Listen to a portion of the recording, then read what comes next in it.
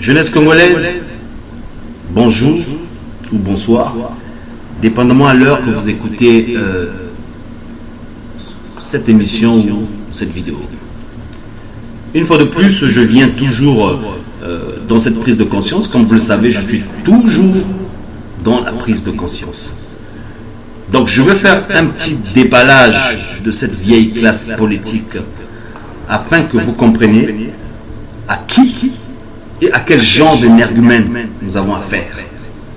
Et je répète, quand je parle de cette vieille classe politique, je parle de la majorité présidentielle ainsi que de l'opposition que nous devons éradiquer impérativement.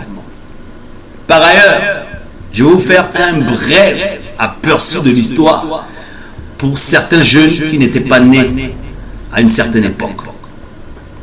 Donc, dans les années 80, nous avons eu un boom pétrolier. Durant ce boom pétrolier, ces vieux-là ont fait des promesses à la population congolaise, donc du nord au sud, à tous les Congolais, qu'ils ont appelé le plan quinquennal. Et durant ce plan quinquennal, qu'est-ce qu'ils n'ont pas promis? Ils ont même dit que le Congo deviendrait peut-être l'Eldorado. Durant ce plan quinquennal, rien n'a été fait. L'argent dilapidé. Nous avons eu des gisements comme Nkossa, qui produisait je ne sais pas combien de barils par jour. Dans ce gisement-là, l'argent du Congo, des Congolais, a été dilapidé. Donc, on fait ce qu'on veut de l'argent des Congolais.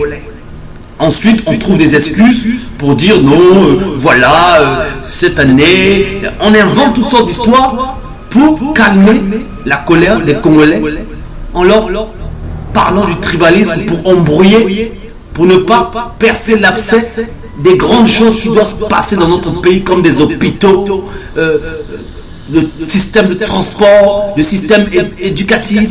Toutes ces choses-là sont bâclées et bafouées. Ces vieux-là nous ramènent toujours des petits jeux comme des petits enfants.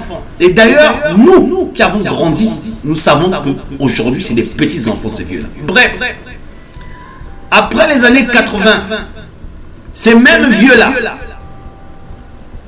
ils ont commencé à parler du mouvement de la démocratie.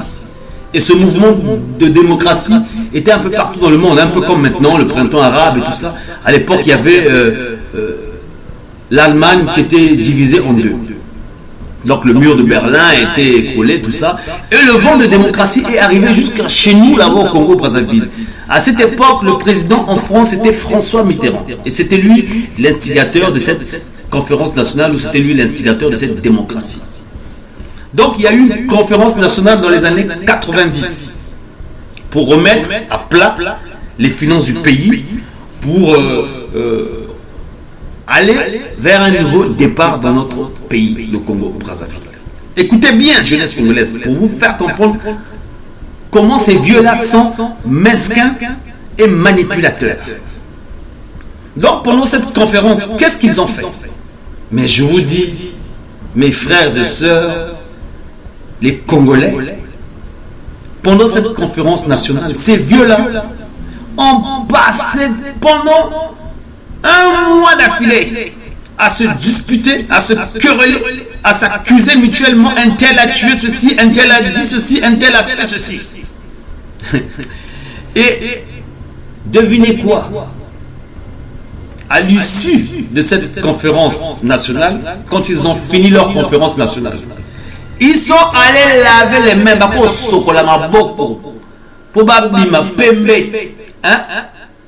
les gens pour qu'ils deviennent des saints, ils ont lavé les mains. Qu'est-ce qu'ils ont fait?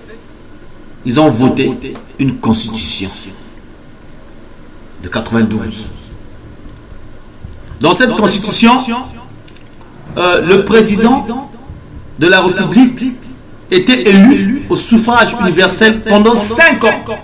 Après 5 ans, il fallait des élections. Donc, à l'issue de cette conférence, qu'est-ce qu'on a fait? Nous sommes partis aux élections. Il y avait un premier ministre à l'époque qui s'appelait André Milongo. Donc c'est lui qui avait assuré la transition, tout ça. Et quand nous avons voté un président qui s'appelait Pascal Lissouba, ce président-là est venu avec des rêves faramineux. Il disait qu'il ferait du Congo une petite Suisse. Vous savez la suite, hein, la jeunesse congolaise. Ils ont encore recommencé leurs bêtises après avoir lavé les mains. Ils ont recommencé à se battre. Aujourd'hui, là, nous, la jeunesse congolaise, on ne peut pas accuser qui est quoi, qui a fait quoi, qui a dit quoi. Mais tout ce que nous savons, que eux, ils étaient censés être nos garants du pays. Nous, on était encore très jeunes. On ne pouvait pas comprendre ce qui se passait. Mais rien ne fonctionnait toujours à cette époque. Qu'est-ce qu'ils ont fait? Ils ont recommencé la guerre. Ils ont commencé encore à se battre. Ils faisaient leur guerre, machin, le poule. Des choses immondes. Mais moi, il y a une chose que je ne comprends pas. Vous les Congolais. N'habitez ceux qui osent Kundoki. Kundu, vous avez si il y a qui dit Kundu. Comment vous expliquez ça, vous les Congolais, nous les Congolais, qu'on puisse atteindre un niveau où on se bat dans un même pays? C'est comme si en fait on était dans une même chambre et il y a d'autres personnes là-bas qui ont décidé de se mettre dans un coin de la chambre en train de se battre. Dites-moi, est-ce que vous pensez quand vous dormez dans une chambre où il y a d'autres personnes qui sont en train de se battre, en train de faire du bruit, est-ce que vous allez dormir? Est-ce que vous allez dormir correctement? Le Congo là, notre pays là, c'est comme une chambre où tout le monde est. Et le Congo, notre pays, dans notre pays au Congo, nous avons de tout, toutes les ethnies. Mais s'il y a une chose que nous avons en commun au Congo, tout le monde a des familles, tout le monde a des enfants, tout le monde a le même sang que nous, et nous partageons le même pays. Alors comment expliquez-vous dans un même pays? Mais dites-moi un peu. Mais ça, c'est quel genre de vieux, ça, c'est quel genre de parents que nous avons qui se battent et qui ont réussi même à nous diviser. Et vous, les Congolais, et vous, la jeunesse congolaise, vous êtes là, vous trouvez ça normal que toi, un Congolais, tu te retrouves même à l'étranger. Tu es en train de te battre parce que tu dis, oh, moi je supporte le vieux là, oh, moi je supporte un tel, oh, moi je supporte un tel. Mais tu gagnes quoi là-dedans? Qu'est-ce que le vieux là fait pour toi? Qu'est-ce qu'ils font pour toi? Qu'est-ce qu'ils ont fait pour nous jusqu'à présent? Et vous continuez la même bêtise. Donc je vous dis, jeunesse congolaise, prenons conscience. Nous devons éradiquer ces vieux-là. Moi j'ai un certain âge, je sais ce qu'ils sont. Ils ne vont pas changer et ils ne changeront jamais. Et vous savez quoi, la jeunesse congolaise? Eux, ce qu'ils veulent, que vous soyez les larbins de leurs enfants. Ils aiment les petits noms là, son excellence un tel, le député un tel. Des petits noms comme ça là, ça leur fait plaisir. Et pendant ce temps, vous, beaucoup de simba sac, beaucoup de temps de simona bango, ah, oh, grand nanga boy na boy. Mais pendant ce temps, ah, je les cas. Vous savez combien de générations ces vieux l'ont sacrifié? Et jusqu'à présent, ils ne changent pas. Et ce qui est pire encore au pays, tu vois les armes partout. Ils sont allés mettre un monument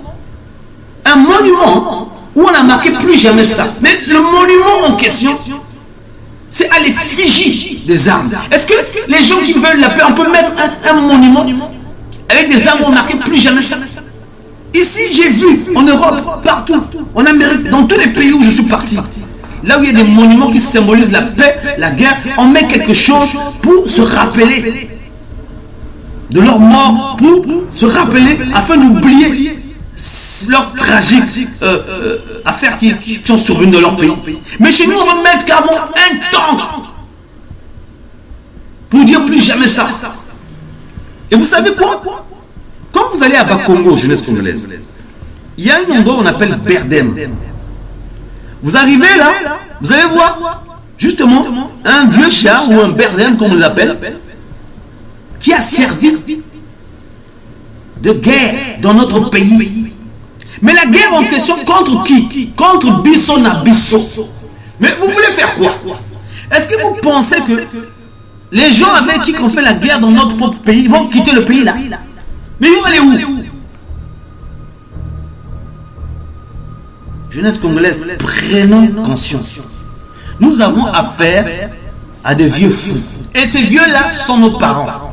Si nous ne les aidons pas, ils vont continuer. Mais la preuve, ce qu'ils sont en train de faire dans le pays là, c'est même pas seulement dilapider l'argent.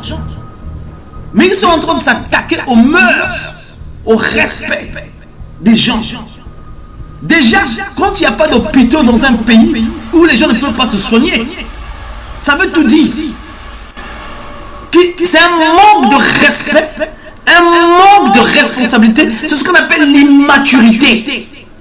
Imaginez-vous, on a affaire à des gens immatures qui sont censés être nos parents, nous éduquer, qui sont censés nous représenter à travers le monde. Et ces personnes-là, ils ont voyagé, ils voyagent dans d'autres pays, des pays comme la France, des pays comme les États-Unis, le Japon. Ils voient comment ça se passe ailleurs. Mais ils sont incapables ne plus que copier, reproduire ce qu'ils ont vu de leurs yeux dans le pays. Nous sommes en 2018, au 21e siècle. Et quand vous voyez le Congo, c'est comme si on vivait encore à l'âge de la pierre taillée. Ils vont construire des immeubles, je ne sais où, des buildings pour faire quoi? Qu'est-ce qu'on a à faire des buildings? Prenons conscience. Nous devons éradiquer cette vieille classe politique. Ensemble, tout est possible, mes amis. Le Congo est un bien commun. Moi, je suis Congolais de pure souche et vous êtes des Congolais de pure souche. Ozala Mongala, Ozala Momboshi, Ozala Mombondo, Ozala Nani, Oza, Mwana Mboka, Oza. Congolais. Tu as le droit d'aller habiter où tu veux, dans le Poul, dans la Sanga.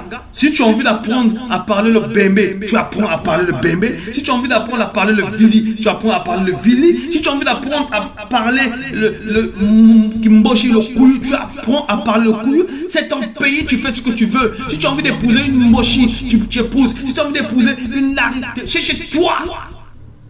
Alors comment ça se fait que dans ton pays, avec toutes ces richesses-là, toi, le Congolais, tu es en train de te battre dans le pays? Mais qui fait ça? Ce sont ces vieux-là. Nous devons changer notre façon de voir les choses. Nous devons changer nos mentalités. Et pour changer nos mentalités, nous devons montrer à ces vieux-là que nous ne sommes pas comme eux. Et nous, on ne va pas se battre comme eux ils font. Et vous aussi, les policiers, les militaires, bazo pesa bino ba minduku ba mininga na bino bozo boma bango ba mininga na bino bozo boma bango bato mboka na bino bozo boma bango. Et même encore à ça, ba paya bazo ya ba paya wana bazo futa bango mongo koleka bino po ba boma bato na bino. Mais voilà qui ndokioni. Mais est-ce que vous trouvez ça normal? Même à l'étranger, nous devons éradiquer cette vieille classe politique. On va leur montrer comment on gère un pays. Comment on gère. Vous savez, c'est pas facile d'être congolais. Être congolais, c'est être mélangé de tout. Parce que quand tu es congolais, tu as tout le monde dans ton pays. Tu as tes Vili, tu as tes BM, tu as tout. Donc tu dois dealer avec les comportements de chacun. Tout ça, on vit dans le même pays, tout ça suit. Nous devons éradiquer cette vieille classe. Ils vont aller en retraite.